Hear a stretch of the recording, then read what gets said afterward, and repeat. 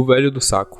Um nome aparentemente simples à primeira vista que não quer dizer muito, já que a imagem de um velhinho segurando um saco não parece algo amedrontador. Mas então, por que tanto misticismo a respeito dessa única figura? Por que esse ser é representado de modo ruim em muitas culturas ao redor do mundo? De acordo com uma das versões da lenda, o Homem do Saco seria uma criatura muito semelhante ao bicho-papão, que anda com um saco onde, segundo a lenda, estariam crianças desobedientes que somem sem deixar rastros. Só para você ter uma noção do quão longe essa lenda vai no imaginário popular, existem relatos dessa lenda por todo o mundo, como países latinos, Espanha, Portugal, Brasil, Europa Oriental e até a Ásia, mas é bem mais popular em países latinos. E considerando a riqueza dessa lenda, principalmente para quem cresceu no Brasil e tinha medo dessa criatura, eu gostaria de explorar um pouco dessa lenda com vocês. Então, deixando isso claro, bora lá! Em 1950, na Espanha, havia a lenda de um ser chamado Hombre del Saco, no qual era retratado como um velhinho cruel e bizarramente feio e magro.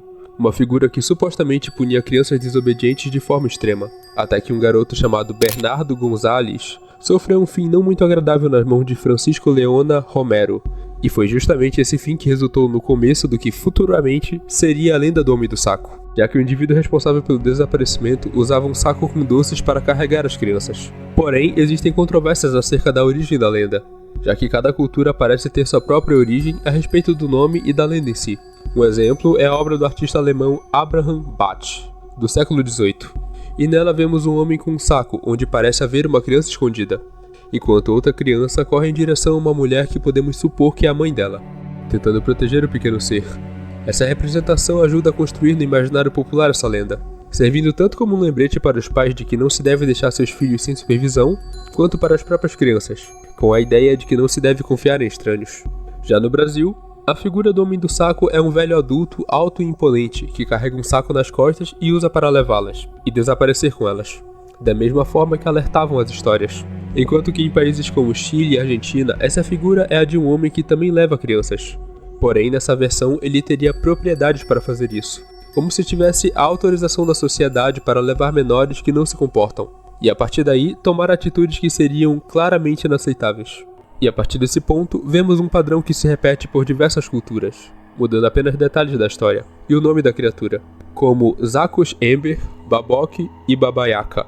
Também vale mencionar que na Europa em específico, a versão dessa criatura tem forte relação com o Natal, sendo apresentada como uma versão maligna do Papai Noel, ou melhor dizendo, um servo dele, que na noite de 5 de dezembro leva crianças travessas em uma sacola, sendo que no passado essa própria criatura já foi uma criança levada também. Logo, a criança levada um dia se tornará parte desse ciclo sombrio.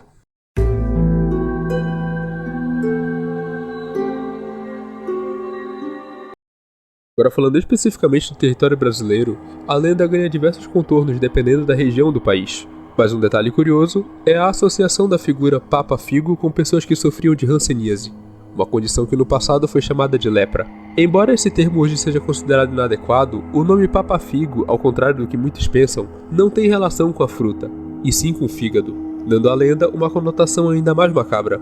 Isso porque a criatura do folclore brasileiro seria obcecada por órgãos internos, especialmente o fígado. Há duas versões principais dessa figura. Em uma delas, é retratado como um homem alto, negro, em trapos que supostamente vendia crianças para figuras misteriosas da elite que estariam ligadas à hanseníase. Essa interpretação é carregada de estereótipos e levanta muitas dúvidas sobre a sua origem e propósito. Já a segunda versão descreve o Papa Figo como um homem pálido, com barba por fazer, que atrai crianças com brinquedos e doces para lugares isolados. O que acontece depois, segundo a lenda, envolve um destino sombrio que reforça aspectos aterrorizantes dessa figura.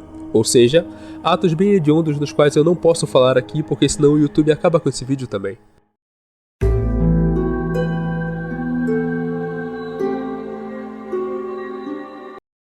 Como já mencionado anteriormente, o crime de Gador foi o primeiro caso documentado que deu origem à lenda. Ele ocorreu na cidade de Gador, na Espanha, no dia 28 de junho de 1910. Naquela época, a medicina era limitada, e algumas pessoas acreditavam que substâncias corporais humanas poderiam curar doenças como a tuberculose. E para o contexto, vale mencionar que os antibióticos surgiram em 1928. Daí, um homem chamado Francisco Ortega El Moruno, recém-diagnosticado com tuberculose, procurou uma curandeira local chamada Augustina Rodrigues. Ela, por sua vez, envolveu um barbeiro e também um curandeiro chamado Francisco Leona, que já tinha antecedentes criminais. Juntos, os três planejaram capturar um garoto de 7 anos, Bernardo Gonzalez Parra.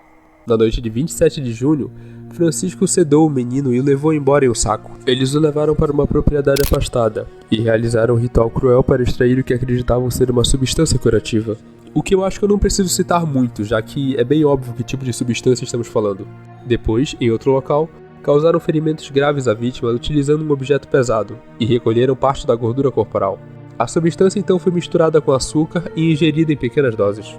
O crime só veio à tona porque houve uma briga entre os envolvidos na hora de dividir o pagamento, o que levou um deles a denunciar os outros para a polícia. O resto da história, como você já viu no título, virou uma lenda.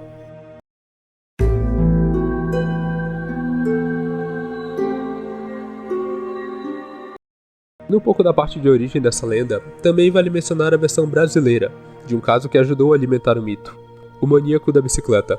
Isso ocorreu no interior de Rio Claro, São Paulo, e diferente de um crime isolado, foram mais de 10 ocorrências, todas envolvendo crianças. O responsável, um sujeito chamado Laerte Patrício, que admitiu ter feito mais de 100 coisas absurdas. O cara agia como um vilão de filme de terror. Chegava com uma bicicleta vermelha, observava a rotina das crianças e escolhia as que brincavam longe dos pais. Em alguns casos ele era ainda mais nojento. Virava uma espécie de amiguinho dos pais. Ganhava a confiança de todo mundo e aí, quando tinha oportunidade, levava a criança pra longe e... bem, você já entendeu. Quando foi preso, ele veio com a desculpinha. Primeiro disse que era influenciado por um espírito maligno e depois tentou jogar a culpa no álcool. Aquela velha história de que, quando eu bebo, eu viro outra pessoa. Mas foi só fazerem uma entrevista com ele sem frescura que o cara se soltou de vez. Perguntaram por que ele fazia o que fazia.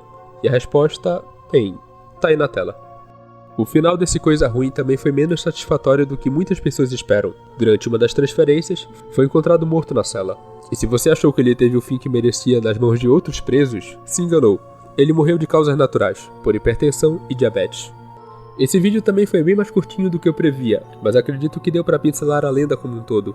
Tem também a parte dos filmes do Homem do Saco, porém eu decidi não tratar disso, já que o foco é a parte da lenda e os casos reais nesse vídeo. No fim, acho que podemos concordar que o Homem do Saco ganhou toda essa popularidade principalmente por recursos psicológicos, já que o medo é extremamente útil na hora de controlar uma criança, e é bem mais fácil você falar "não fique sozinha por aí, o Homem do Saco pode te levar", do que simplesmente dizer "olha, tome cuidado, não fique sozinha porque a rua é perigosa". E acho que essa é a parte da utilidade dessa lenda nos dias de hoje. Enfim, esse foi o vídeo, espero de coração que tenha gostado, fiquem com Deus e até a próxima. Fui.